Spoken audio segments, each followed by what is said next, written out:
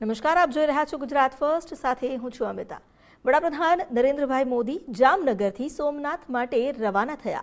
સોમનાથ મંદિર પ્રાણ પ્રતિષ્ઠાના 75 વર્ષ પૂર્ણ થયા છે। ઐતિહાસિક સર્કિટ હાઉસમાં પ્રધાનમંત્રી નરેન્દ્ર મોદીએ રાત્રિ નિવાસ કર્યો। જામનગર એરફોર્સ સ્ટેશનથી હેલિકોપ્ટર મારફતે રવાના થયા। સોમનાથ મંદિરમાં આયોજિત જાજરમાન કાર્યક્રમમાં હવે તેઓ હાજરી આપશે। પ્રધાનમંત્રી મોદીના આગમનને લઈને સોમનાથમાં પણ લોખંડી બંદોબસ્ત ગોઠવવામાં આવ્યો છે।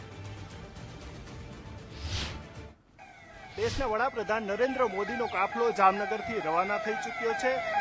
સર્કિટ હાઉસથી રવાના થઈ ચૂક્યો છે અને હાલ જે છે તે એરપોર્ટ જવા રવાના થયા છે। જોઈ શકાય છે આ કોન્વે છે જે જઈ રહ્યો છે, અત્યારે સર્કિટ હાઉસથી જામનગર એરપોર્ટ તરફ જઈ રહ્યો છે। જોઈ શકાય છે વડાપ્રધાન નરેન્દ્ર મોદી જે છે તે આજ કારમાં સવાર છે। જોઈ શકાય છે સમગ્ર કાફલો જે છે તે હાલ એરપોર્ટ જઈ રહ્યો છે અને એરપોર્ટથી સીધા તેઓ સોમનાથ રવાના થશે।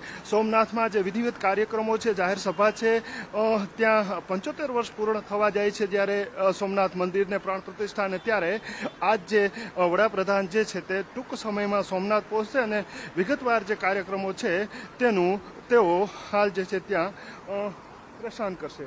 હાલ વડાપ્રધાનનો કાફલો છે તે જઈ રહ્યો છે। જોઈ શકાય છે જામનગર સર્કિટ હાઉસથી એરપોર્ટ જઈ રહ્યો છે અને એરપોર્ટથી સીધા તેઓ સોમનાથ પહોંચશે, એટલે કે ટૂંક જ સમયમાં જે છે તે કાફલો જે છે તે હાલ એરપોર્ટ જઈ સીધા સોમનાથ રવાના થશે। કેમેરામેન હિરેન ગાંધીની સાથે નથુ હાઈર, ગુજરાત ફર્સ્ટ, જામનગર।